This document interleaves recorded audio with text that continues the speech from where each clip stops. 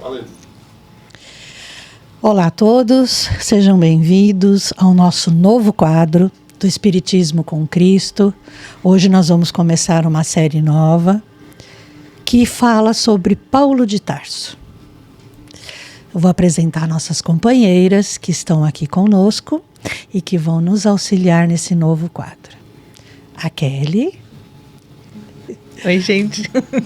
A Rose. Oi, gente. E eu, Salete. Nós vamos levar vocês a uma viagem ao passado. Não podemos falar que vamos fazer aqui um estudo aprofundado de Paulo de Tarso, porque nós não temos esse gabarito todo. Não. Né? Vamos aprender junto com vocês. O que nós vamos fazer?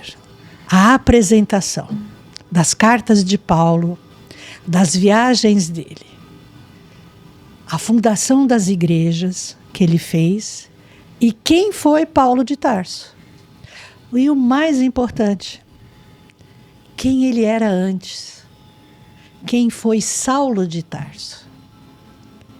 Que pouquíssimas pessoas conhecem essa história. Né? Todo mundo conhece a partir da estrada de Damasco. Então sejam todos bem-vindos. Compartilhem com seus amigos, porque vai ser interessante. Compartilhem para que tenhamos bastante seguidores. É aqui no canal Espiritismo com Cristo, diretamente do estúdio Swift, que generosamente cede o espaço para nós, para que possamos levar até vocês o Evangelho, as cartas de Paulo, estudo dos livros, tudo o que possamos fazer para levar a palavra do Cristo a todos vocês. Kelly? Prece? Não, pode falar o que você quiser. É uma novidade, né? Toda essa experiência, tanto a experiência de fazer esse podcast maravilhoso aqui nesse estúdio muito bacana, e Paulo principalmente. Para mim, Paulo de Tarso é uma coisa que eu nunca parei a fundo para estudar, a não ser aquele famoso, né? Aquelas famosas passagens que todo mundo recita por aí, né? E já tinha lido a história dele, né, no livro Paulo Estevão, do Chico. E um livro, assim, para mim, que foi muito marcante mesmo. Naquele trecho em que ele tem um encontro com Jesus é muito emocionante. Você se emociona bastante, né? Então, poder voltar nessa história de novo, só que agora, conhecendo as suas cartas, vai ser, eu espero que seja uma experiência, assim, maravilhosa, como foi a leitura do livro. Com certeza vai ser. Até mais. Rose? Então, o que eu acho muito interessante, né? Próximo microfone. Eu acho muito interessante, principalmente, é a gente entender que Paulo, ou Saulo, era um homem. E a gente vai descobrindo quem é ele, aos poucos, né? E vai entender como ele chegou à jornada dele. É uma história muito linda, muito bonita, e que pode ser refletida para nós até nos nossos dias de hoje. Tanto que as Paulas são escrituras sagradas e que, se a gente souber interpretá-las e entendê-las, elas são ensinamentos maravilhosos que a gente vai levar no nosso dia a dia. Bom, eu tenho certeza que vai ser um grande aprendizado para todos que aqui estiverem com a gente. Principalmente para nós. Principalmente para nós. Lembrando que nós buscamos a história de Saulo e Paulo, né? Tanto na Wikipédia como na Bíblia, só que são poucas informações da vida dele. As outras informações nós conseguimos através de livros psicografados. O principal deles é Paulo e Tarso, de Emmanuel. Paulo Estevão, de Emmanuel e Chico. E alguns outros livros. Por quê? Porque, como a Rose falou, as cartas são tão importantes, tão maravilhosas, que elas são consideradas um segundo evangelho. Então, muitos autores famosos fizeram estudo desses livros. Se vocês procurarem pelo YouTube e pelo Google, vocês vão achar Haroldo Dutra, vocês vão achar o César Peri e muitos outros que focaram nesse estudo por causa da importância que tem as cartas de Paulo. Então, nós, como falei no começo, nós vamos apresentar a vocês essas cartas maravilhosas e a incrível história de Saulo Paulo, tá? Nós vamos começar com a oração, que é o nosso costume. Qualquer coisa que nós fazemos uma oração, porque a equipe espiritual vai nos amparar e nos ajudar. Convido a todos a participarem da oração também. Então vamos serenar o nosso coração, focar nosso pensamento em Jesus, em Deus, em Maria de Nazaré. Que as equipes espirituais possam nos ajudar a levar até vocês essa história maravilhosa e que vocês possam entender a importância dela. Pai nosso que estais no céu, santificado seja o vosso nome. Venha a nós o vosso reino. Seja feita a vossa vontade, assim na terra como no céu. O pão nosso de cada dia nos dai hoje. Perdoai as nossas dívidas, assim como nós perdoamos aos nossos devedores. E não nos deixeis cair em tentações, mas livrai-nos, Senhor, de todos os males, pois teu é o reino, o poder e a glória para todo sempre. Que assim seja, graças a Deus e graças a Deus. Vamos então à leitura aqui do nosso primeiro episódio. As cartas de Paulo, a vida de Saulo de Tarso. Paulo de Tarso, o apóstolo Paulo, sem dúvida, é um dos personagens bíblicos mais conhecidos por todos os cristãos. Ele era considerado como sendo o maior líder do cristianismo. Vamos, a partir de agora, conhecer mais sobre a história de Paulo, autor de 3 epístolas presentes na Bíblia, que nem sempre foi Paulo. Então, a gente vai começar agora, né? Quem foi Saulo de Tarso? O nome romano de Saulo nasceu em Tarso, na Cilícia, na província de Mersim, na parte meridional da Turquia Central, por volta do ano 10 da nossa era. Tarso não era um lugar insignificante. Ao contrário, era um centro de cultura grega. Tarso era uma cidade universitária que ficava próximo da costa nordeste do mar Mediterrâneo. Embora tenha nascido um cidadão romano, Saulo era um judeu de dispersão, um israelita circuncidado da tribo de Benjamim e membro zeloso do partido dos fariseus. Um antigo costume judeu era ensinar às crianças algum trabalho útil. Paulo tornou-se tecelão. Tornou-se mestre e fariseu, ou seja, especialista rigoroso e escrupuloso no cumprimento de toda a lei judaica e seus pormenores. A infância e a adolescência do apóstolo Paulo tem sido tema de grande debate entre os estudiosos. Alguns defendem que o apóstolo Paulo passou toda a sua infância em Tarso, indo apenas durante a sua adolescência para Jerusalém.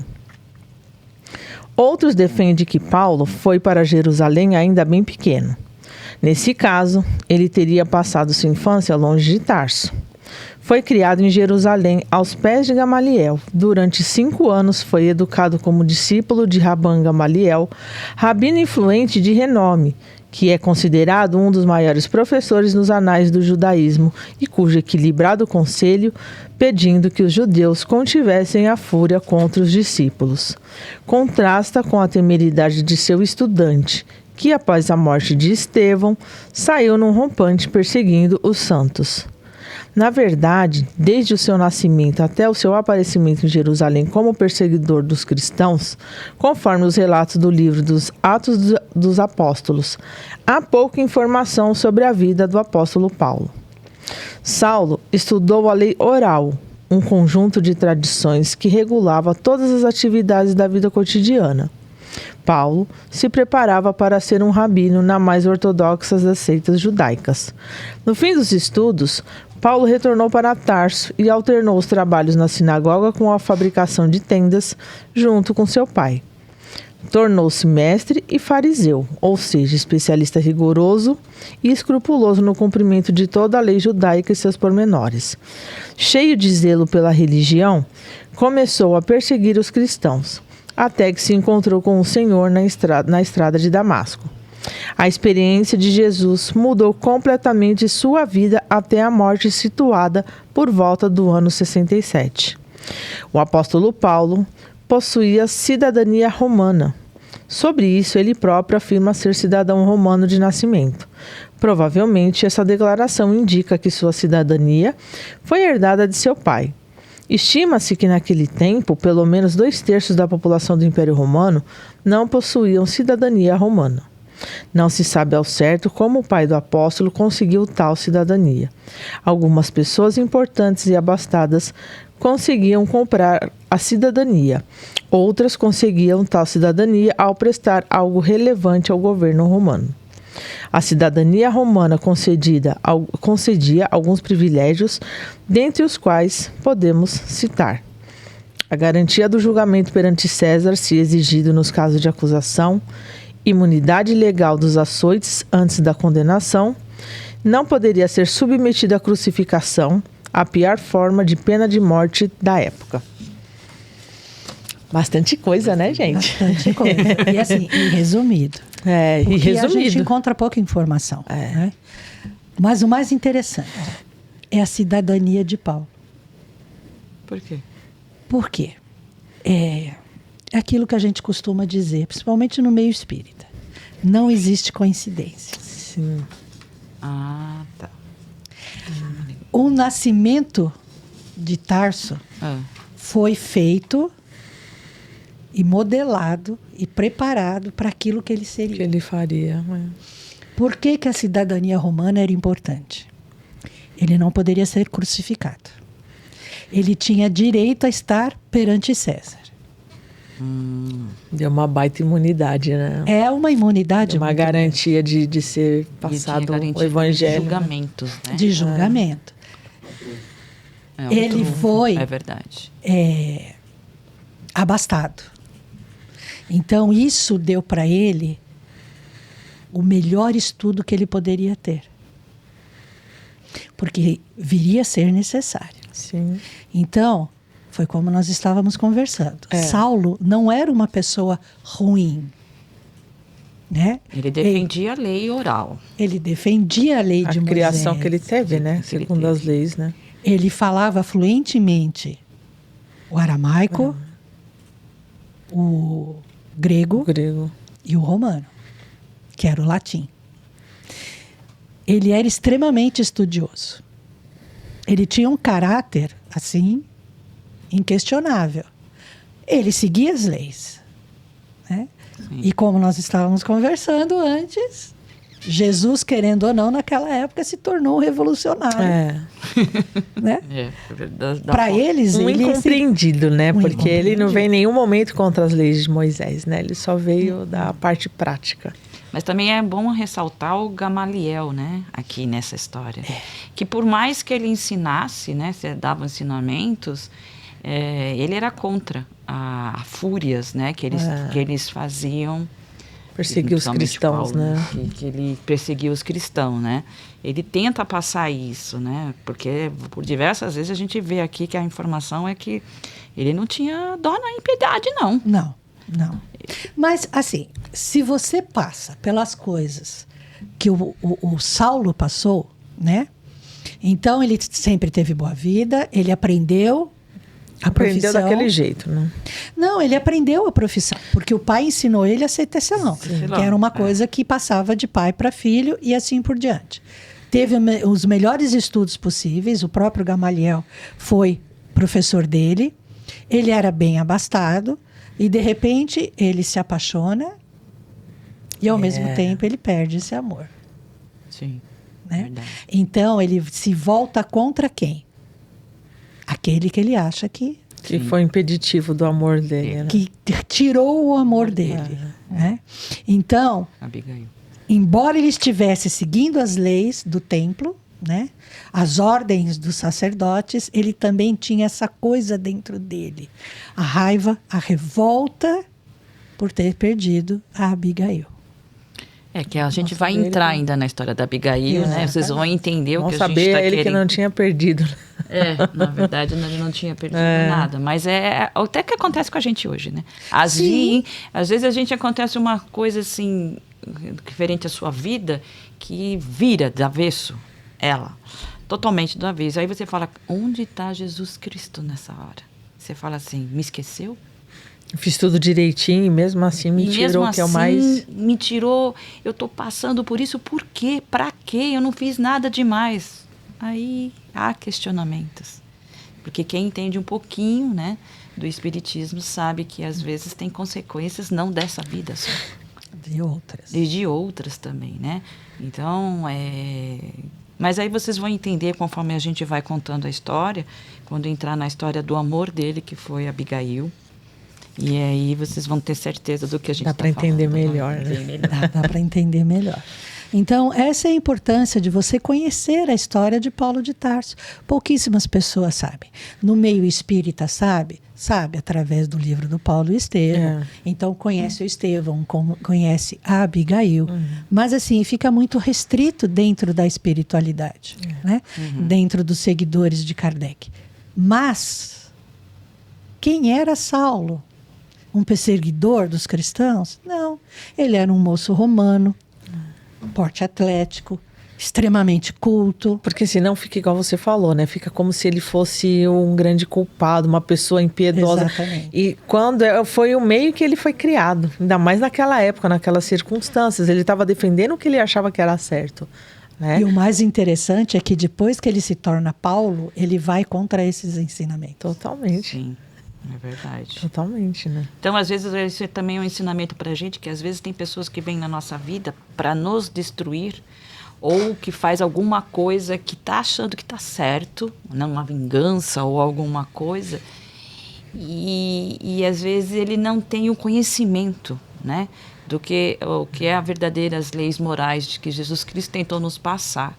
Então, isso também, todas as histórias que vêm de Paulo, de Tarso e os apóstolos no geral, elas se encaixam ainda nas nossas vidas atuais. E isso que é o mais importante. Então, não é uma história, é só uma história. Quem é? Para que eu preciso saber? Porque os ensinamentos, no geral, vai nos trazer um pouco de enriquecimento do que a gente precisa no nosso dia a dia. Minha mãe costumava dizer que a gente não pode julgar um livro pela capa. Né? E é essa parte do Saulo e do Paulo. Quando você ver Saulo, você vai para cima dele, o perseguidor, né? O matador de cristãos, impiedoso. Aí você vai para Paulo, não, o apóstolo do gentio, aquele que escrevia aquelas cartas maravilhosas, mas é a mesma pessoa. Sim. Só não sabia até a estrada, até o encontro na estrada. E ele sofreu por causa disso, né? Sim. Ele sofreu muito. Muito. Até para ele conseguir passar o evangelho de Jesus Cristo na sua nova jornada, na sua nova página virada, vamos dizer assim, ele sofre pelo fato de ele ter sido esse perseguidor. Isso trouxe consequências para ele. E, ao mesmo tempo, trouxe uns privilégios pelo ser romano, como você mesmo falou. Mas isso vai vir. Ele tinha relatos de que ele via, depois que ele se tornou Paulo, ele via todas as pessoas que ele havia matado. Como se elas acompanhassem ele. Então, ele sentia muito remorso, muito remorso. E existe um relato de quando ele desencarnou, todas elas estavam esperando ele. Para recepcioná-lo? Recepcioná-lo. É porque é aquilo, né? Você vê, a gente traz principalmente para as nossas experiências, a nossa vida. É tão antigo e tão atual, porque até a gente não ter o conhecimento, você vai cometendo erros na vida, né? E aí, quando você dá de cara com Jesus ali na estrada, no nosso caso, né, posso falar no meu caso, eu dei de cara com Jesus quando eu conheci o Espiritismo. Tudo que você fez no passado, você não pode ficar remoendo, mas você também não vai apagar.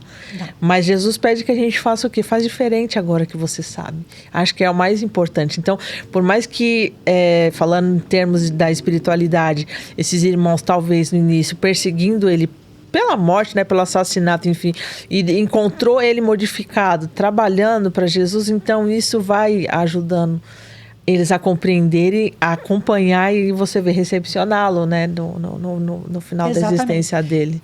Como nós diríamos, ele doutrinou esses irmãos. Exatamente, através do próprio exemplo. Através do exemplo dele mesmo. Porque ele poderia muito bem encontrar com Jesus e falar assim: tá, quem é você? Eu sou mais do que você é um mero carpinteiro, né? Eu sou um cidadão romano, um fariseu, enfim, todas aquelas coisas da época, né? E não, ele se reconheceu ali que ele não era nada perto daquela luz que apareceu para ele, que é a ponto, né, de todos nós já conhecemos de cegá-lo, né? Eu acho que é muito isso. E também, se vocês pararem para analisar, né? Mesmo a gente tendo encontrado o Espiritismo, saber de todos os ensinamentos de Jesus Cristo que nos passam, o que é certo, o que é errado, a nossa conduta moral, como a gente tem que fazer, a gente erra constantemente. Sim. A gente vai melhorando. Infelizmente, o ser humano, ele tem uma tendência, ele não vai pelo amor. Ele vai pela dor, não tem jeito. A gente erra, é muito difícil. Eu não vou dizer que é 100%, mas eu acredito que 95% está na mesma... Eu, assim, erro toda hora, constantemente, aí eu peço perdão para Deus, e aí tento entrar nos eixos, mas não é fácil. É que a gente tem que lembrar que a gente traz, às vezes... mazelas de muitas outras encarnações nossas e que é muito difícil a gente, às vezes, mudar o hábito, mudar o nosso jeito. E só que a gente, a partir do momento que tem a sabedoria e que sabe que tem que fazer, como é o correto de trabalhar, você mesmo se pune e fala: não, peraí, parou, o que eu estou fazendo? Desculpa, peço perdão. E aí vai pedindo ajuda, porque aí você vai se transformando. Acho que até Jesus teve momentos de angústias. Sim, sem dúvida. Teve momentos em que ele falou: meu Deus, quando disse que na crucificação dele mesmo, ele disse que ele parecia que ele não teve um momento que ele achou que ele não ia aguentar. Não sei se você concorda nessa história que me chegou, né? Que ele realmente falou: Senhor do céu, o que eu fiz, que eu estou fazendo? Mas isso, eu acho que assim, as pessoas têm que lembrar que Jesus era humano. Ele sentia dor, ele sentia angústia. É a mesma coisa que você pegar uma classe de alunos, né? O professor, se ele for um excelente professor, como é que ele está no final do ano? Apreensivo, preocupado com aqueles alunos que ele sabe que não vão passar de ano. Uhum. Que ele tentou o ano inteiro explicar, ensinar, e os alunos, né, ou brincaram, ou fizeram outras coisas, ou não prestaram atenção. E tem, inclusive, aqueles que têm aquela dificuldade natural de aprender. E ele era esse professor. Uhum. Então, na cruz, esse era a angústia dele, né? O amor será que o que eu fiz foi suficiente? Uhum. Porque ele sabia tudo que ele ia passar, ele tinha noção, né? Quando ele atingiu a maioridade, quando ele assumiu o apostolado dele, ele sabia por tudo que ele ia passar. E ele temia, assim como qualquer um de nós: será que eu vou conseguir? Exato. Né? Será que eu vou passar tudo o que é necessário? Será que vão entender? Né? Uhum. E na cruz, essa devia ser a angústia dele. Será que eu consegui passar o suficiente? Fico imaginando Paulo, né? A angústia dele, de tudo que ele fez, e entendeu depois que ele encontrou Jesus, que ele virou a página da vida dele, a angústia dele com relação a todo o sofrimento que ele causou. Exato. Esse era o grande remorso dele.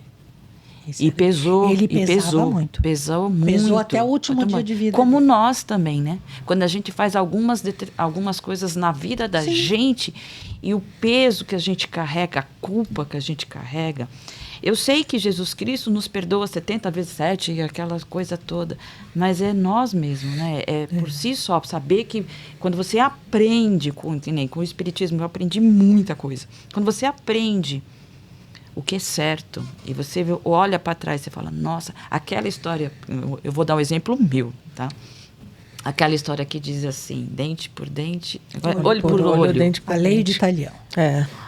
Menina do céu, aquilo Da quando eu fui Nadinha Salem. aprender a história, qual era o verdadeiro significado, para mim eu parecia assim, deu um tapa do outro. Deu um tapa do outro. Mas quando eu fui a fundo, que aí eu fui para o estudo, que eu falei, meu Deus, quantas vezes eu pequei. Uhum.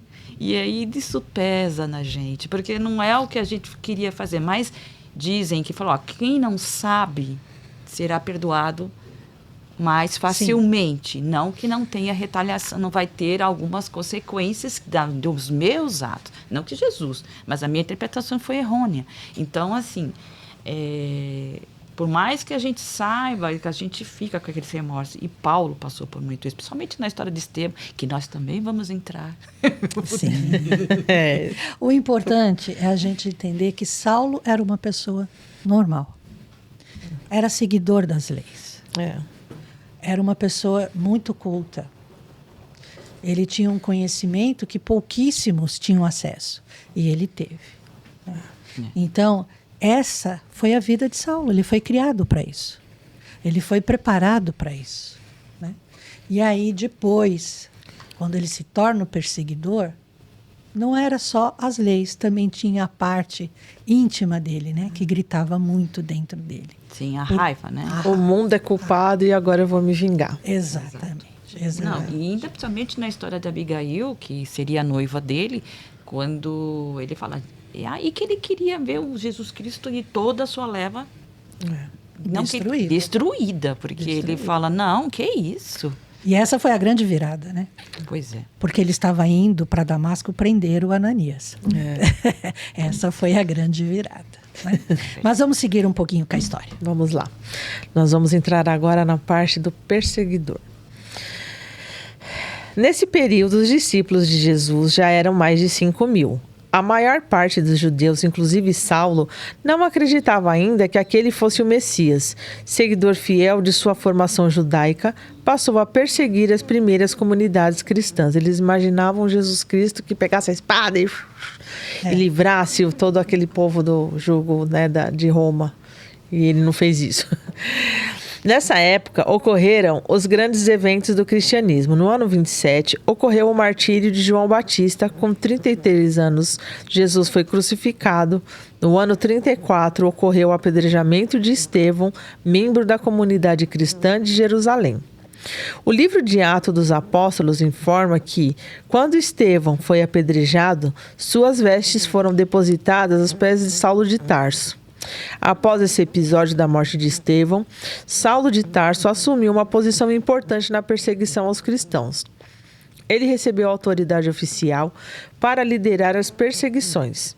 Além disso, na qualidade de membro do Concílio de Sinédrio, ele dava o seu voto a favor da morte dos cristãos. É ali também que o apóstolo confessa que Saulo assolava a igreja, entrando pelas casas e arrastando homens e mulheres, os entregava à prisão. Além de Saulo castigar fisicamente os primeiros cristãos, ele empregava a tortura psicológica para induzi-los a blasfemarem. Apesar da violência empregada com açoites, prisões, tortura psicológica, apedrejamento e mortes, muitos dos discípulos fiéis a Cristo não negaram o nome de Jesus. Quanto a mim, achei que devia empregar todos os meios para combater o nome de Jesus, o Nazareno. Foi o que fiz em Jerusalém. Encarcerei um grande número de santos, tendo recebido autorização dos chefes dos sacerdotes. E quando eram mortos, eu contribuía com meu voto. Muitas vezes, percorrendo todas as sinagogas por meio de torturas, quis forçá-los a blasfemar. E no excesso do meu furor, cheguei a persegui-los, até em cidades estrangeiras. Isso são afirmações do Saulo, né? O próprio Paulo afirma que respirava ameaça e morte contra os discípulos do Senhor. Além de deflagrar perseguição em Jerusalém, ele ainda solicitou cartas ao sumo sacerdote para as sinagogas em Damasco. Seu objetivo era levar preso para Jerusalém qualquer um que fosse seguidor do Cristo, tanto homem como mulher. Então ele estava, ensandecido. Paulo perseguia e assolava a igreja de Deus. Ele fazia isso acreditando que estava servindo a Deus e preservando a pureza da lei. Ele, como um bom judeu, intelectual e fiel à lei, precisava fazer alguma coisa para acabar com aqueles que estavam destruindo o judaísmo. Então, pede cartas de recomendação para perseguir e matar os seguidores do caminho. A fé em Jesus como Messias, modo de viver dos primeiros seguidores de Cristo. Naquele momento, Saulo era a pessoa melhor para fazer a perseguição e a matança dos cristãos, por ser jovem, audacioso, cheio de empolgação e com têmpera. Com efeito, quando ele se dirigia pelo caminho a Damasco, seu coração estava cheio de agressividade contra os cristãos. Não porque fosse um homem mau, mas ao contrário, porque era fiel às tradições segundo as quais havia sido formado. Estava cheio de agressividade, pois sentia-se ameaçado por essa nova fé, que se opunha às suas tradições mais caras nas quais fora ensinado. Era pelo amor de Deus que perseguia os inovadores. É como você falou. Todos eles, né? Isso é uma ideia que os judeus tinham, os antigos hebreus, que o Messias que viria para libertá-los, que chegaria montado num cavalo, com a espada, que seria um príncipe, e não, né? Jesus veio para libertar? Veio, mas para libertar o nosso espírito. Falou, ame, não pegou a espada. Aí o pessoal falou, opa, como assim? Esperando um guerreiro, né? Estava esperando um guerreiro que ia acabar com todos os problemas. Isso, ia libertar eles do jugo dos romanos. E não, Jesus veio para pregar o amor. Né? Moisés tinha as leis dele? Tinha. Fez os 10 mandamentos? Perfeito. Os 10 mandamentos foi encaminhado pela espiritualidade? Foi.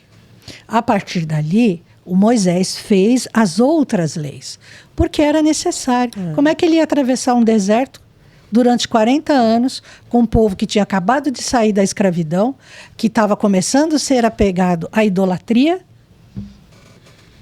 sem um pouco de disciplina? Hábitos mais, né? Então, o Moisés ele fez a lei para poder guiar aquele povo. Tinha que ter alguma regra, mesmo que fosse pela força, exatamente, pela rigidez, porque só assim as pessoas, não, né? Só assim nós daquela época entendíamos, né? Naquele momento. A gente tem que lembrar que a gente poder, não eram 90% eles, não. Acho que passou por aquela época. Não sei se como guerreiro ou como o que quer que seja. Mas nós também acho que tivemos nós também estávamos lá. E isso é a parte importante. Por quê? Saulo, o que ele foi antes? Pelo que ele tinha que passar para depurar o seu karma. Né? O que ele tinha que fazer? Será que aqui foi a hora que ele quitou os débitos dele e seguiu em frente? Mais evoluído? Acho que um pouco mais evoluído. Sim, a trajetória do Paulo, de Saulo para Paulo, não é só nessa encarnação.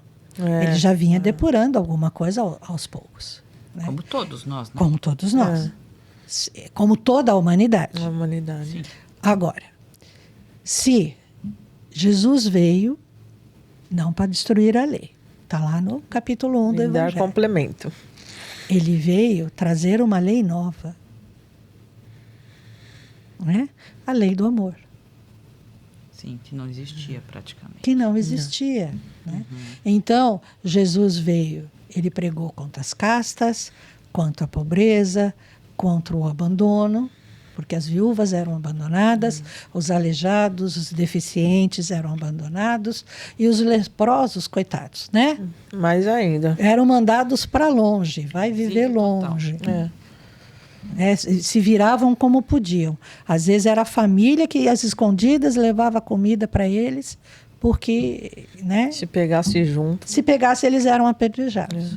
Ele poderia dizer que Jesus Cristo até foi levantou a bandeira nas causas feministas, vamos dizer assim, Também, né? porque a mulher também não tinha... Não tinha voz. Ela não era nada, praticamente, era só reprodução. E era isso que o Paulo seguia. Como qualquer outro fariseu, como qualquer rabino, como qualquer... Era cultura, né? Era a cultura daquela época. E não era só entre os hebreus. Se você pegar quase todos os povos ali, pouquíssimos davam alguma importância para a mulher. Pouquíssimos davam importância para as viúvas, para os órfãos, né? E se a gente for trazer para os dias de hoje, continua quase que a mesma coisa. Né? O idoso muitas vezes é abandonado numa casa de repouso, né? Os orfanatos estão aí com as crianças abandonadas, com as crianças que são tiradas da família, porque a família não tem condições de educar e criar essa criança. E a gente nunca pode esquecer que assim, a gente, como adeptos do espiritismo, a gente acredita que nada seja por acaso. Mas isso não nos impede, e acho que isso que Jesus vai mostrar pra gente. Essa pessoa há de passar por essa situação, mas nada impede de que a gente faça com que seja mais suave possível. Exatamente. Ou seja, auxiliando, trabalhando na caridade, né? Então, foi isso que ele veio mostrar. Porque aquelas pessoas tinham que passar por aquela situação, mas não serem relegadas à própria sorte, né? Porque nem tinham como. E isso é uma coisa que eu sempre falo. Vai nascer com problemas? Vai ter que resgatar seus débitos? Vai. Mas você não vai estar sozinho. Exatamente. Né? Você vai ter uma família para te amparar. Você, se não tiver a família, você vai ter amigos. Vai ter quem te ajudar. E naquela época não tinha isso. Não tinha. E voltando para os nossos tempos de hoje, no caso da mulher, até hoje a mulher que fica em casa, que cuida de uma família, que ela é uma gestora dentro de casa, ela é condenada. Sim. E não é reconhecida. Se a gente traz um pouco do que a gente está falando da época de Jesus, né? E como a mulher até hoje ainda ela sofre algumas consequências de ser inferior, vamos dizer assim, né? Então imagina naquela época. Imagina naquela época. Por isso que Jesus era, né, considerado revolucionário. Revolucionário. Por quê? Indo porque contra as leis. Querendo ou não, ele estava indo contra as leis. Não é que ele estava indo contra as leis, mas a maneira como a lei era aplicada. Porque nos 10 mandamentos não está escrito isso. Sim. Nos 10 mandamentos não está escrito que é para você abandonar o idoso, que é para você abandonar a viúva. Não. Ou seja, sendo moldado conforme as conveniências, né? Sempre, né? O homem Sempre, também tem essa mania de torcer e puxar a sardinha para o seu lado. Mas isso também tem a ver um pouco com egoísmo, né? As Sim, pessoas estão sempre. sempre, né? A pessoa está muito preocupada com o seu bem-estar, mas ele não percebe que muitas vezes o seu bem-estar, a sua felicidade, é quando ele consegue fazer em ser envolto, que as pessoas se sintam bem, que as pessoas ele acolhe aquelas pessoas, elas fazem parte da vida dele. E porque ele fazendo bem para o próximo é que ele vai se tornar uma pessoa tranquila, que ela vai encontrar a real felicidade, porque a gente nunca é feliz sozinho. Não. E não somos totalmente independentes. Não viemos aqui para ser independentes. Não, nós viemos aqui para viver em coletividade. Exatamente. E pior que as pessoas hoje em dia, que a gente percebe, depois do Covid principalmente, eu acho que enclausurou mais as pessoas, né?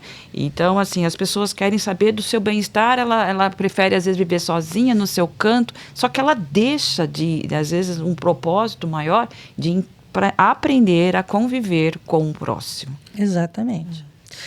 E o Saulo, como um bom fariseu que era, né, muito bem preparado, ele nunca ia aceitar Jesus naquela época, daquela maneira. Sim.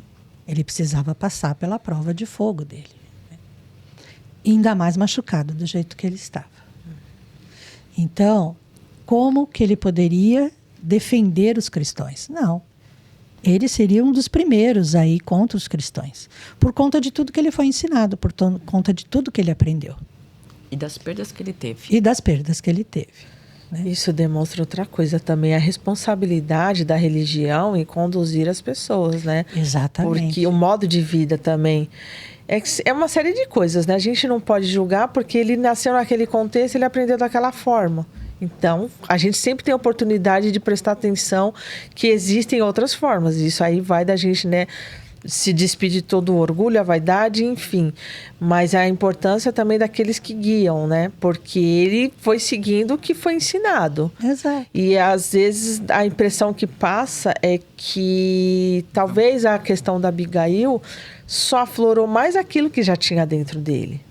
Não posso Saiu chegar e aquilo falar que assim, tinha de pior de dentro a gente dele. não pode chegar e falar assim, às vezes parece que a Abigail soou como uma desculpa para ele agir deliberadamente, né? Porque... Olha, existe um ditado antigo que diz que dentro de nós existem duas pessoas, Ah, sim. né? A Qual boa que você vai ouvir? e a má. É o anjinho e o diabinho. É, né? Então, alguns falam dentro de você existem dois lobos, né? O lobo bom e o lobo mau. É a mesma coisa. O que vai aflorar em nós? Depende daquilo que a gente passa. Algumas pessoas, mesmo na adversidade, ela consegue aflorar aquilo que ela tem de melhor. E algumas pessoas, infelizmente, não conseguem. Mas é Ela o grau vai de evolução. ela vai aflorar aquilo que está de pior dentro dela. E nesse momento, para Saulo, aflorou o que tinha de pior dentro dele. Mas também com o aprendizado que ele teve, né? Não, e ele era um filho responsável, ele cuidava da irmã, porque ele tem uma irmã, ele cuidava da irmã, ele seguia tudo que o pai falava, né? Ou seja, não Ele era era aquilo que a gente obediente. falou no começo. Ele não era uma pessoa ruim, mas tinha o seu instinto. Tinha o seu instinto. E naquele momento era o que se fazia. É o que a lei mandava, né? que a lei o que eles mandava. seguiam. E ele aquela foi comunidade. um fiel seguidor. Ele juntou as duas coisas.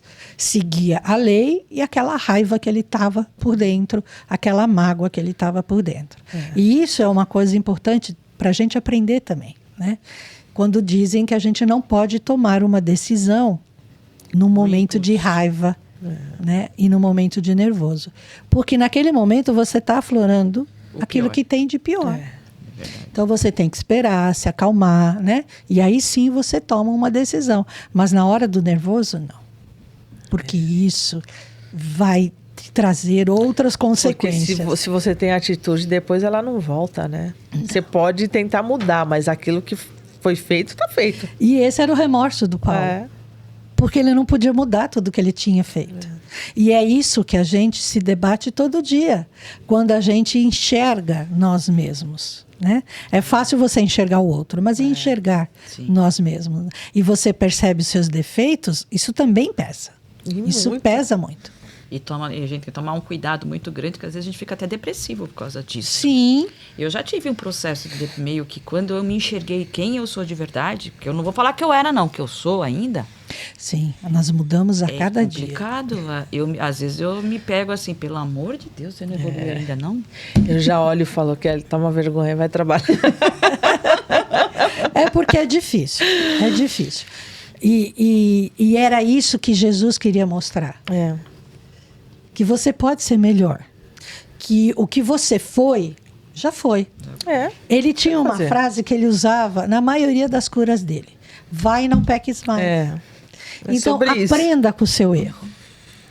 Só que a gente nunca Segue. aprende de imediato. Não. É assim, a gente pasteia bastante. Pasteia bastante, fica rodopiando. Até que uma hora você fala, não aguento mais ser desse jeito. Pelo amor de Deus, vai. Mas se te consola, fica tranquila. Ainda tem umas 300 encarnações para tudo corrigir bem, isso. tudo bem. Vamos lá. E a gente Meninas, tem tempo. estamos na transição. A gente... Mas esse é o importante. Porque Jesus entendia isso. E ele falava, vai e não peques mais. Então não faça isso de novo. Aprenda com seus erros. E essa é a coisa importante. Fiz, está no passado. Eu não posso ficar me martirizando por aquilo que eu já fiz. Então, a primeira coisa, temos que nos perdoar por aquilo que fizemos. E aprender a não fazer de novo. Aí você falou bem. Aí é difícil. Porque tem hora que eu falo assim, por que eu fiz tal coisa? Por quê? Ela remói. Fica um CDzinho lá que de vez em quando repete, quando acontece. Mas se você remói, e mesmo assim tá remoendo, e mesmo assim continua caminhando, tá ótimo. pelo menos está caminhando. Pior é parar, O que estagnar. foi que nós comentamos enquanto nós estávamos conversando antes de começar o podcast? Nós passamos pela estrada de Damasco todos os dias. Todo dia. A gente dorme e acorda, tá lá de novo. Então, mas- Todos os dias. Mas o importante é que todos os dias a gente aceita Jesus de volta. Isso é o Isso é melhor verdade. de tudo. Não, Porque ele nunca se afasta, ele está Não, sempre lá do não. nosso lado. Eu acho que a única coisa que a gente precisa lembrar é que, assim, a gente vai se cobrar, não tem jeito. Eu me cobro, acho que todo mundo se cobra dos erros que comete ainda, né? Vamos dizer assim. Mas o mais importante de tudo é você se auto-enxergar. É o primeiro passo. Porque o véu que a gente, às vezes, a gente tenta cobrir da realidade, isso é o perigoso. Mas isso não é nem o véu, é o orgulho, né? Tira o orgulho e fica aqui, amigo. Aí você vai pro espelho e fala, nossa. É verdade. Né? Nós vamos falar agora da época do Saulo, o noivo. Jochedebe é judeu, pai de Jesiel e Abigail. Essa parte que a gente está falando refere-se ao livro Paulo e Estevão, né? Vai falar mais dessa parte, porque a gente está falando bastante. Abigail, o pessoal vai perguntar, tá, mas e quem é Abigail? O que foi que aconteceu? A gente vai entrando agora, tá? Vamos lá de novo, vou repetir. Jochedebe é judeu, pai de Jesiel e Abigail. Viviam na cidade de Corinto. Sofre com a opressão dos dominadores, os romanos. É espancado por não saudar e por ter não pode continuar. Perdão, pode continuar. Eu achei que estava errado, mas não está. É espancado por não saudar e por ter a audácia de saudar tribunos. Teve seus bens confiscados por Licínio Minúcio e ficara viúvo. Ele tinha uma propriedade, e aí eles tomaram, ele não queria saudar os romanos, e os romanos prenderam ele. Dias depois de sérios atos, os soldados romanos levam a jovem Abigail e seu irmão e seu pai para a prisão. O Jesiel e Abigail, filhos, né, do Jochedebe. Pelos crimes, a sentença foi dobrada e os tornando escravos nas galés. Com o pai não resistindo, Jesiel foi mandado para as galés. As prisões, ficavam onde essas prisões mesmo? Eu não lembro. As galés, na realidade, eram navios. Era prisão no navio, né? Então, como é que o navio andava? Não existia motor. E eles ficavam lá vela. só. Quando não tinha vento, tinham que remar. Então, os prisioneiros eram levados para remarem o navio. Né? Navio já pesado, cheio de gente, o mar é pesado, enfim. Ele não aguentou um senhor de idade, né? Tá? Que bacana. Ficava um acorrentado no outro e na ponta, né? Porque era uma fileira de 3 ou 4 de cada lado, como um ônibus, como um avião que tem o corredor central. Fica todo mundo. Então eles ficavam acorrentados um no outro e ali ficava acorrentado na ponta. Se o navio afundasse, eles não tinham nem como fugir. Por isso que eles morriam de medo da pena ser mandado para a galera. Para as galés, meu pai. Tem um filme até, por sinal, que fizeram. Quem que não tem medo assim? É impressionante de ver. Eu não lembro o nome, mas é terrível. Com o pai não resistindo, Jesiel foi mandado para as galés. Na rua, sem ter para onde ir, Abigail, eles se separaram, né? Abigail, por ser mulher, nessa época valia bem. Pelo menos isso. Ela não passou ela foi jogada na rua. Pelas chibatas, né? Ela não passou pelas chibatas, só que ela foi colocada para fora. E aí, né? Por ser mulher, ela não passou por essa parte, mas também ela ficou totalmente abandonada, desamparada. Na rua, sem ter para onde ir, Abigail se lembra de Zacarias e Ruth, que tiveram um filho morto pelos romanos. Ao chegar à casa, relata seu infortúnio e é acolhida pelo casal. Em certa viagem, a embarcação de Jesiel recebeu um passageiro ilustre, Sérgio Paulo, que possui influência política e estava em missão oficial. Alguns dias após o seu embarque, adoeceu, vítima de peste que deixava o corpo em chagas. O comandante da nau, com receio de contágio geral, colocou Jesiel para servir o romano Sérgio Paulo. Até porque o Jesiel ele tinha um certo conhecimento, né? Por isso que ele acompanhou o romano, né? Jesiel Desculpa, conhecimento que Ele ele lia, né? Ele sabia ler e escrever. Ele era o mais culto dentre aqueles que estavam lá nas galés. Ah, tá. Por isso que ele acompanhou. Porque o pai dele era bastardo também. Então ele e Abigail tiveram uma educação também privilegiada. Privilegiada. Porque mulher não aprendia, né? A escrever, a ler.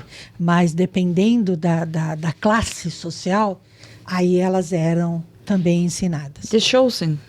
Tem a Abigail pequenininha, não tem? Na história? Logo Acho no que sim, começo. acho que sim. Ela era a única que sabia ler. Gesiel dedicou-se à saúde de Sérgio como se esse fosse seu familiar. Dias e noites aplicando-lhe pomadas e essências, alimentando-o até a sua recuperação. Gesiel contrai a peste e o encarregado da galé decide jogar Gesiel ao mar para evitar a contaminação de outros homens. Sérgio Paulo não permite.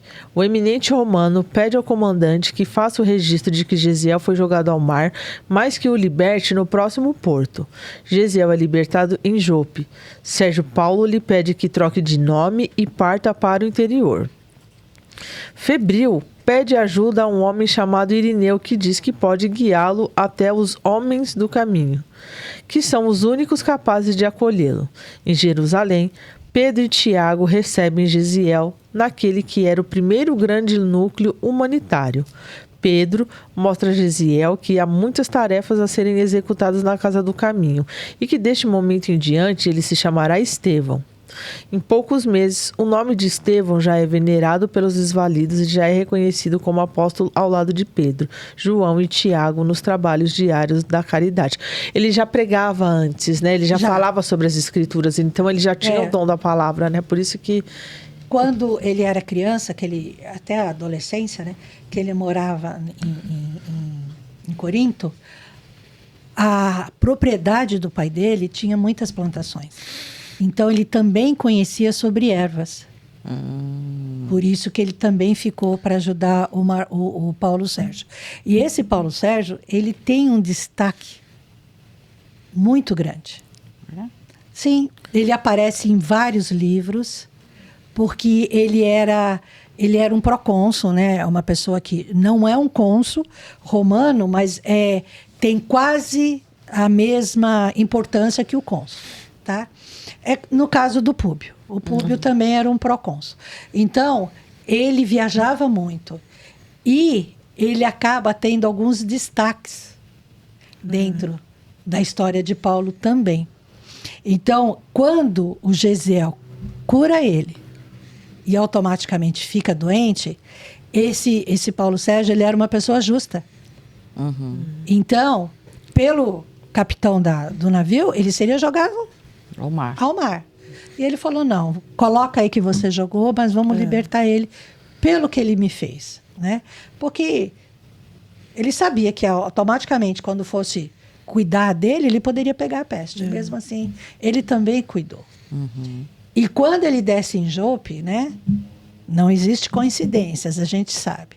Levaram ele direto para a casa do caminho. E quando ele chega lá, que ele é tratado, né? Ele também passa pela estrada de Damasco dele, né? Essa doença dele foi justamente isso. Porque quem recebeu ele? Quem cuidou dele? Os apóstolos. Lá na casa do caminho. Ele pediu um exemplar do evangelho, né? Quem que estava escrevendo naquela época? Não sei se era o Tiago. Era o Mateus. O Mateus. Ele pediu um exemplar. Tanto que ele recebe, hein? E aí ele passa a divulgar aquilo que ele estava aprendendo. Então, ele dá o próprio exemplo. Ele passa a divulgar aquilo que ele estava aprendendo. E aí, ele se torna também um apóstolo. Um apóstolo, E essa é a grande coisa que nós também conversávamos sobre isso. Nós também somos um apóstolo de Jesus. O que nós estamos fazendo aqui? Divulgando. Divulgando a palavra do Cristo. Não na mesma qualidade, mas... a gente não é porque doutorado, nós também estamos aprendendo. Aprendendo, né? exatamente. Então, foi o que o Estevão fez. Em retribuição a tudo que ele recebeu, ele passou a divulgar a palavra de Cristo. E hoje nós paramos por aqui. Por quê?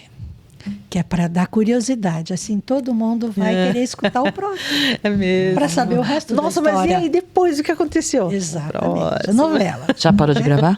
Não. Não. Estamos gravando. Esse é o importante. Por quê? O que eu falei? Nós estamos estudando junto com aqueles que estão nos assistindo. Porque nós também estamos aprendendo. Sim. Eu sei alguma coisa, a Rose sabe alguma coisa, a Kelly sabe alguma coisa, e nós juntamos tudo e passamos para vocês.